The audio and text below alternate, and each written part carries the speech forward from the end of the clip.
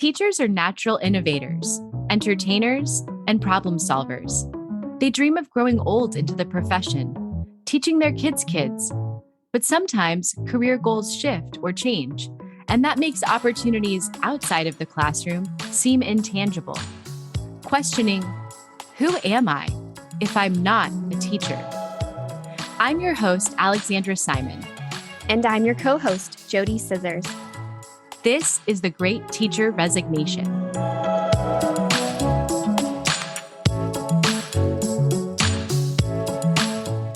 You may recall our next guest, Erik Garcia, from episode 5, Leaving the Salary and Benefits.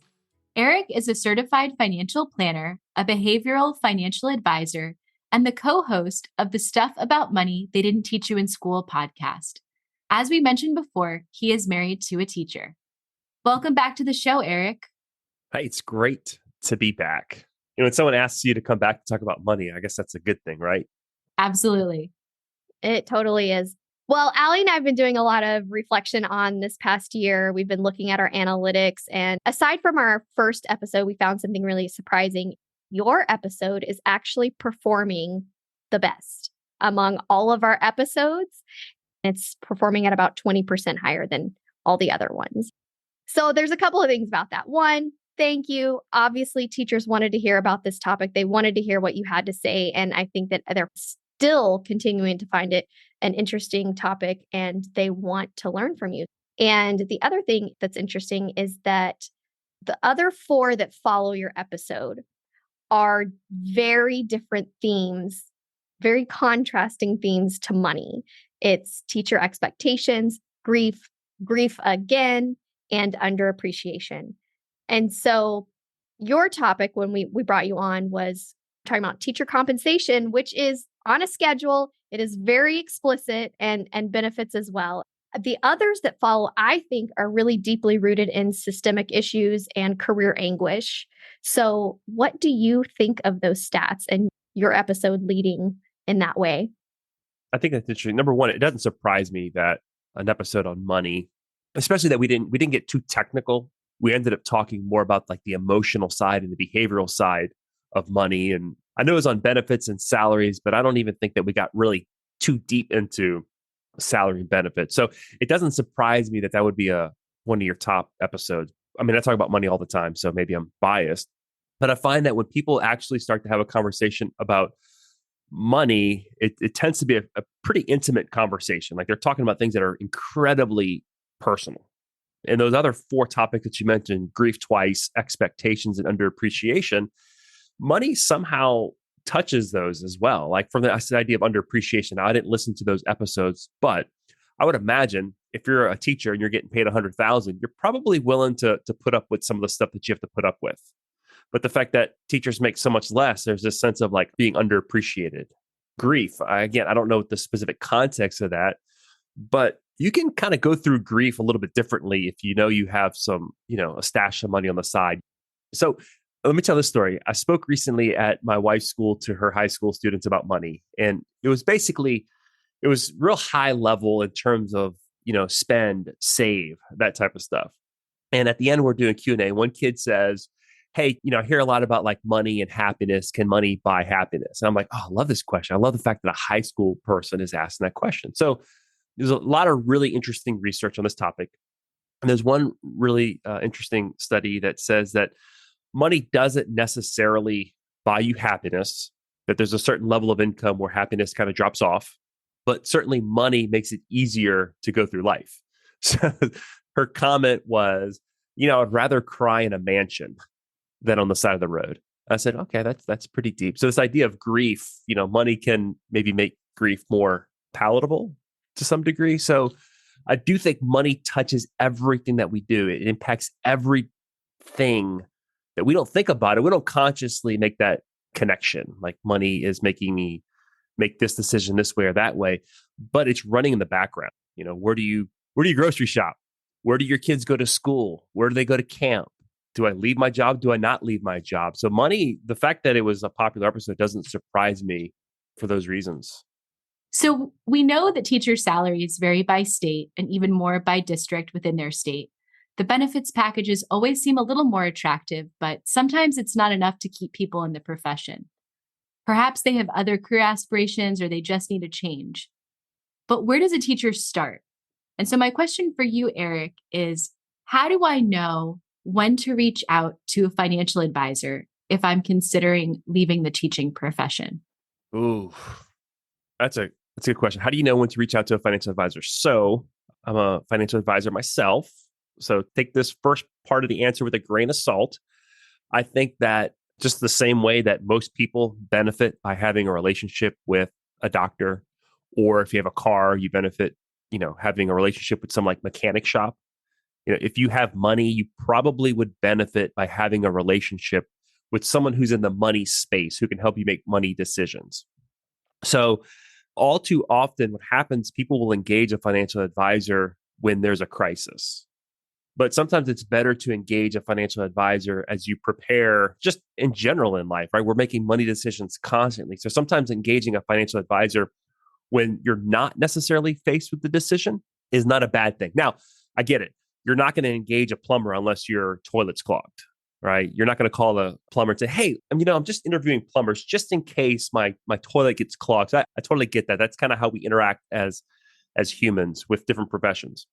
But if you're making a decision where it could have not just a decision where it could have a positive impact, but a decision that could have a negative impact financially, it's probably a good idea to have a thought partner. Now, I tell my clients sometimes one of the benefits that I bring to the table, particularly my business owner clients, is this idea of thought partnership, right? We have friends, we share ideas. Hey, I'm thinking about this. What do you think? Thinking about making this decision. What do you think? And what happens is they're looking at it from a different lens. They're uninterested people, other than the fact that they care about us, but they're uninterested in what ultimately happens one way or the other. So they're kind of looking at it with a different lens. So a financial advisor, what they're going to be able to do is they're going to look at it from a lens of a money person asking realistic questions about, the money side of it that you might not be thinking as a teacher, because you're not trained. I mean, we have a whole podcast, stuff about money they didn't teach you in school. They don't teach you about this stuff, right? So a financial advisor should have the training to be able to ask those hard, critical questions to help you make a better decision or to confirm a decision that you're already making. Yeah, I agree with you wholeheartedly that having that counsel from someone like a financial advisor was so helpful on my journey to leaving the classroom. And I think what I really heard was that engaging with a financial advisor earlier, sooner, can actually be really helpful for someone who might make a career change, who might really make any change in their lives, because you have a thought partner that you've been in relationship with for a while. They probably know you very well, I'd hope at that point, versus like going to someone and saying, hey, I'm thinking about leaving my really stable profession that I've been in for 12 years. What do you think? And it's like, well, that person might not really be able to give you the best advice versus, there's other times in our lives where we might seek that kind of counselor, that thought partner, maybe when we are newly married, maybe when we're going to buy a house, you start building a relationship with a financial advisor. And personally, my husband and I have had a financial advisor almost the whole time we've been married. He had his own. And then when we got married, we wanted to find someone together based on our new location. And I will say personally, peace of mind that I have had by knowing that I've had a professional that I can ask those questions that I don't know the answers to has been super helpful and really helped me feel prepared when we got to the point where I wasn't going to be working for one reason or another. Yeah, and there's an aspect to the financial planning profession that we're really starting to see it take more and more traction. The financial space is moving away from like just delivering investment advice, the more traditional sense, to this idea of planning, the planning versus the plan. Like, here's your financial plan, Allie, JoDee, go execute it now, as opposed to the decision making that's going into the process. And along with that is, if I'm giving you financial advice on a topic that we already discussed is fairly intimate, right? What you do with your money is incredibly personal. My dad would always say, I could tell you the condition of someone's heart by what they do with their money. There's some truth to that, right? So there's a values aspect to money management. So if you come to me cold and I'm meeting you for the first time and you're making this like life-changing decision, as you just contextualize it, I'm thinking about leaving my very stable job, and risking it. And I'm going to be like, wait a minute, I don't know anything about you. Probably my default is to advise you based off of my value system and not yours. And the challenge in financial planning, this is like if you've ever talked to any counselors, I did a lot of collaboration with a couples counselor in the past. And I learned from him is that you never counsel based off of your values. You need to understand the value of the other person. So that's something that I brought into financial planning is I didn't understand your value. Like, do you value stability? And if you value stability, then I might, caution you to take a big risk. Now, if you're someone who's you're more risk tolerant, you like adventure, and that kind of gives you life and you have maybe some, the safety to be able to take more risk, I'm probably going to advise you more towards that direction because advising you to do something that is unrisky might be life robbing for you. It might steal your soul. So that's really important. And if you're not in relationship with someone who understands your values to some degree, then you might need a different financial advisor, a different financial planner. Yeah, that kind of takes me into the next question I wanted to ask you, which is how to select a financial advisor. I mean, we think about picking people that we work with on a regular basis, like other professionals. Like I was very calculated when I went to a new hairdresser, right? Like who's going to do my hair the way that I want it to be done and what kind of relationship, mechanic, I always get referrals. Same thing with an accountant, personal fitness. So I want to know, like, how do I find the right financial advisor and how could I go about doing that? That's a good question. I would say interview several people. Like, don't just say, oh, this is the guy down the street on the corner. I'm just going to pick him or her or whoever it may be. Interview people. And one of the main questions I would ask is about compensation. How do you get compensated? Now, there's no wrong or right answer here. It's just what is best for you. There are some financial advisors. In fact, the regulatory space is pretty interesting right now. You're starting to see less people call themselves financial advisors and it's financial professionals. It's interesting. And that's a regulatory thing. And there's a lot of stuff happening right now in the space. Financial planners technically have to have their CFP designation if you're a planner. So it's an interesting space right now. But always ask, how are you compensated? That'll tell you a lot.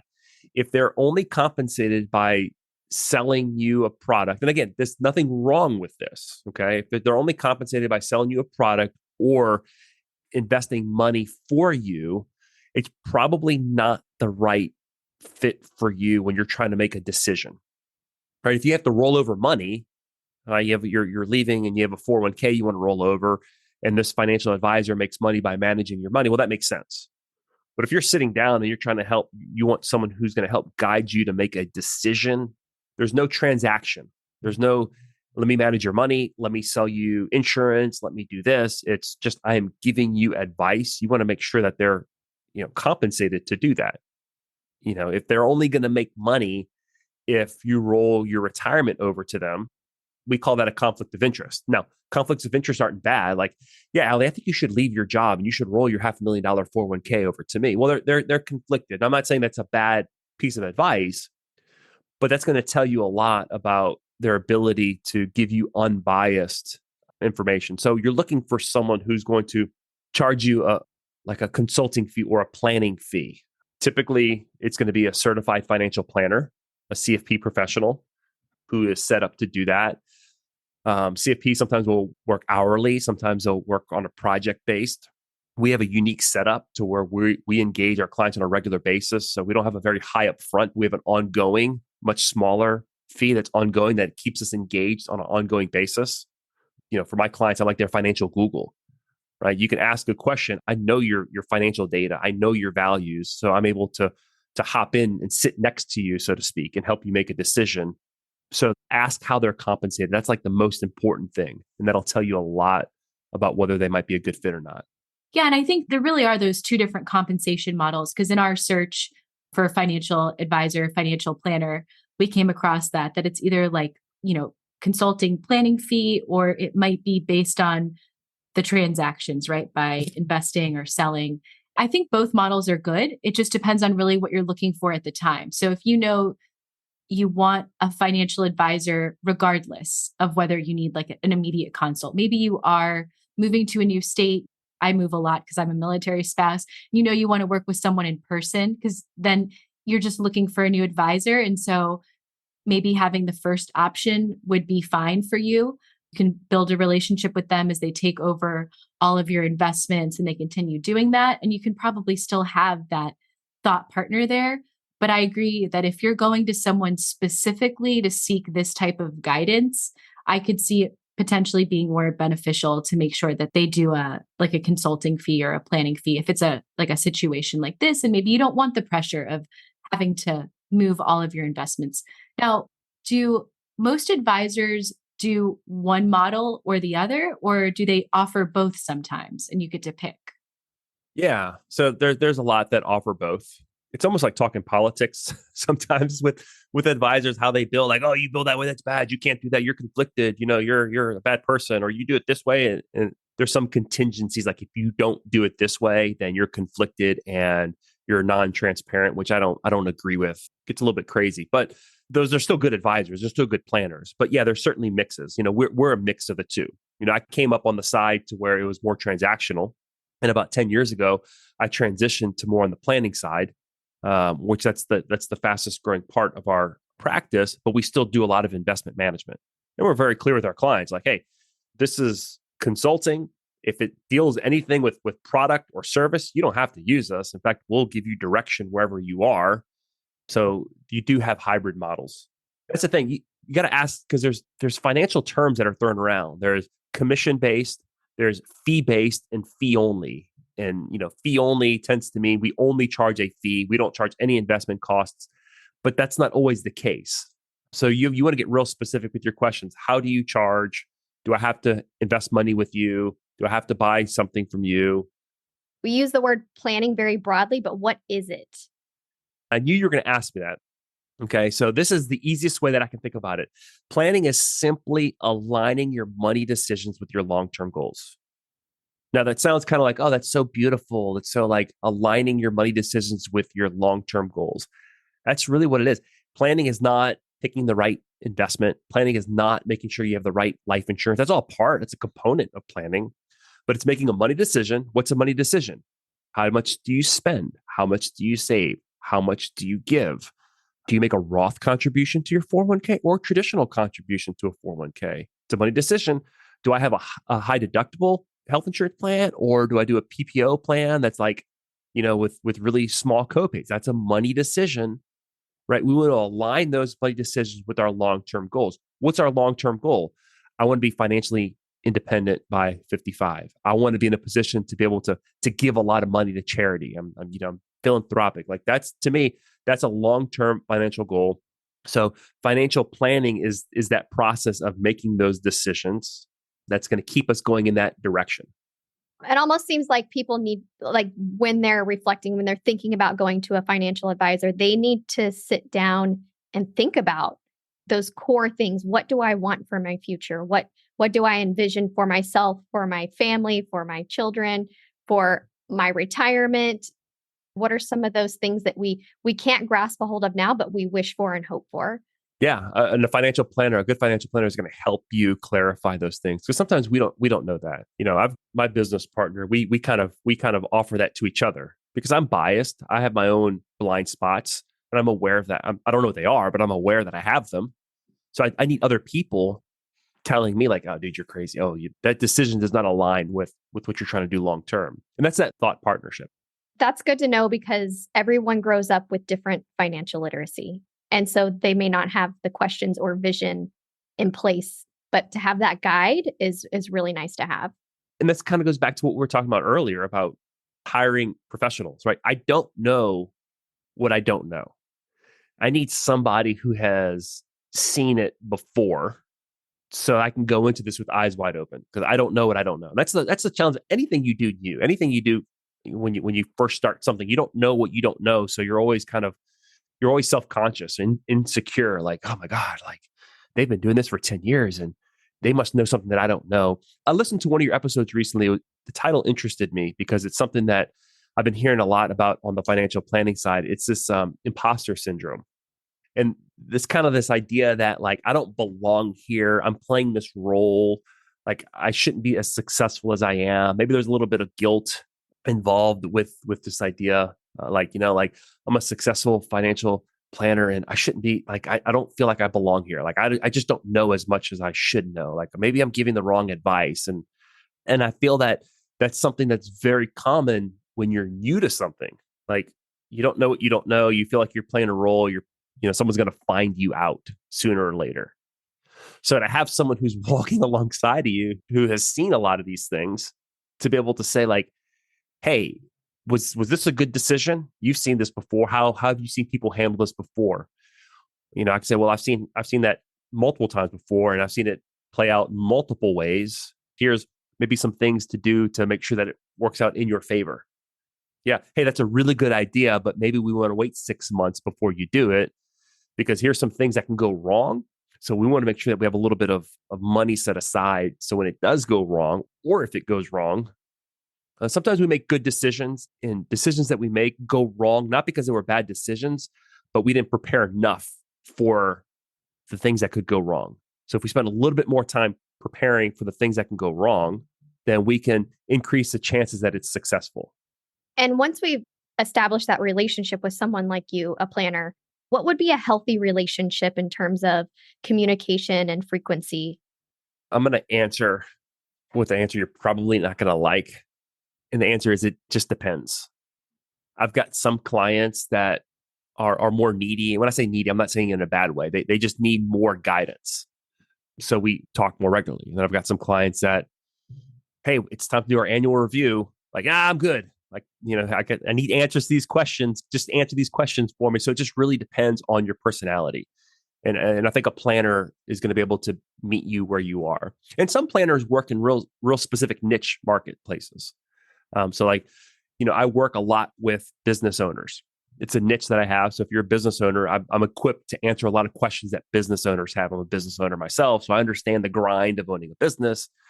So depending on your profile, so to speak, you might need more conversations with, your advisor early on in the relationship. I will say we front load our relationships, meaning we spend a lot of time on the front end with our clients. And that tends to reduce the amount of time that we need on the back end or ongoing. But I would say if you are paying a planning fee, you probably should be having, I would say, at least twice a year, having a little bit of a deeper dive. And then access is a big thing, having access to the individuals, whether it's through email, text, phone call.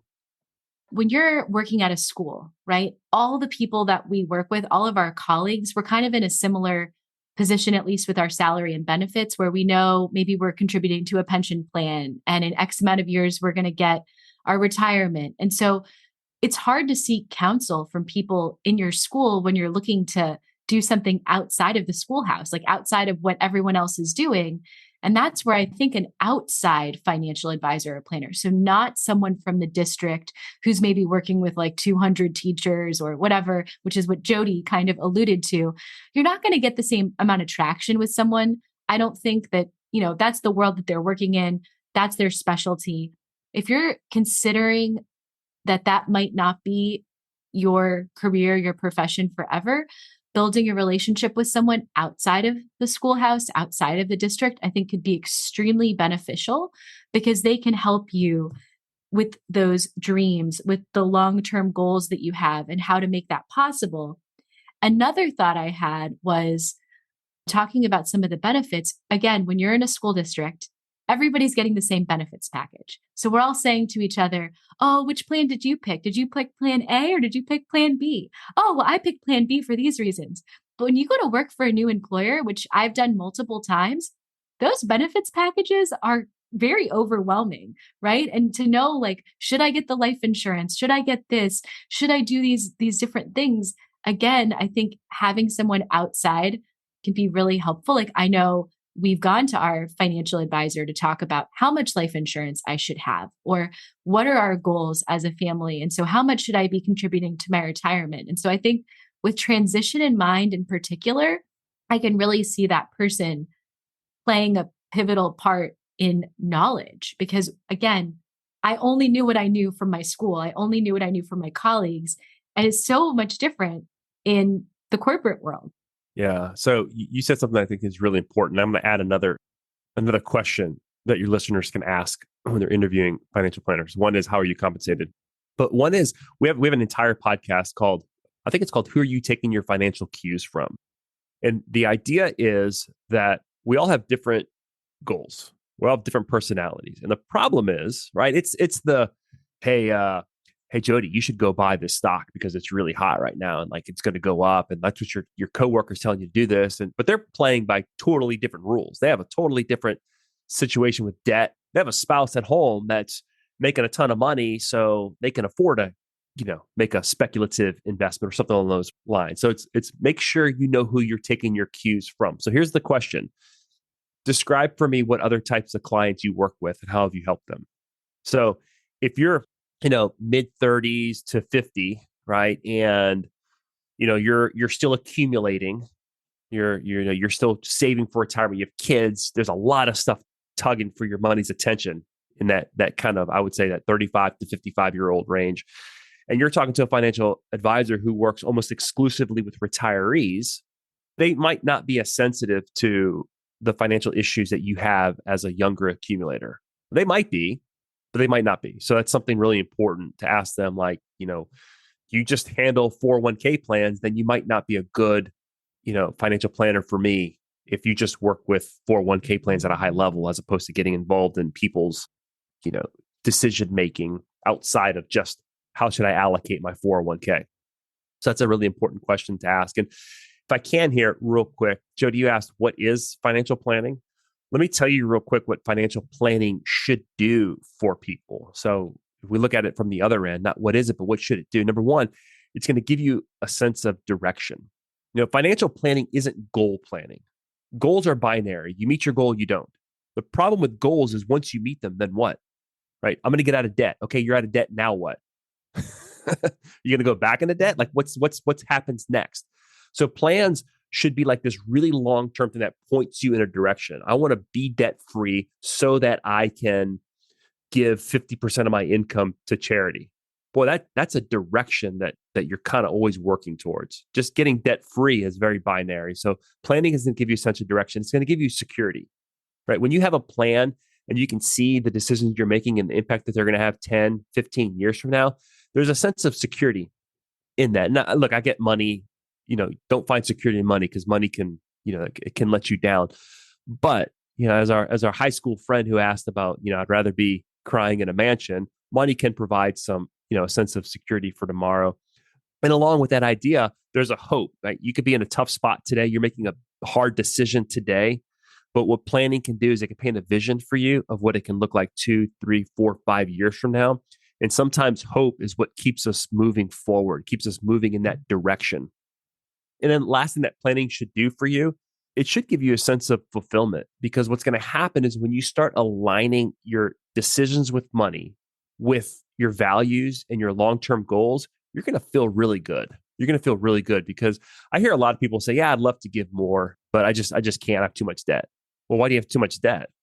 Well, you have a $15,000 purse. Well, that's why, right? Crazy stuff, right? Stuff like that. Like you're shaking your head, but we see that. And you probably know people like that who are making financial decisions that, I'm not saying you shouldn't buy a $15,000 purse. Like, I don't care what you buy, but are you going to look back 5 years from now and be happy with that? Maybe, maybe not. So once you start making those decisions that are in alignment, you feel better. You feel more fulfilled. So that's what planning should do. Planning, it's not about getting the highest return on your investment account. That's important, but that's not what planning is about. Yeah, I think that's investing versus planning. I think it's a different ballgame there. Thank you so much for going into detail about what planning was today, things we can consider when looking for a financial advisor or financial planner. And for our listeners, to learn more about Erik Garcia, visit www.plan-wisely.com, where you can find links to Erik's podcast and ebook, 5 Pillars of Financial Security, a guide to managing your money wisely. You can also connect with him on Instagram at stuffaboutmoney_, on LinkedIn at Erik Garcia Financial, and Facebook at Plan Wisely Wealth. We'll also link these in our podcast notes. Thank you again for being on the show today, Erik. Thank you.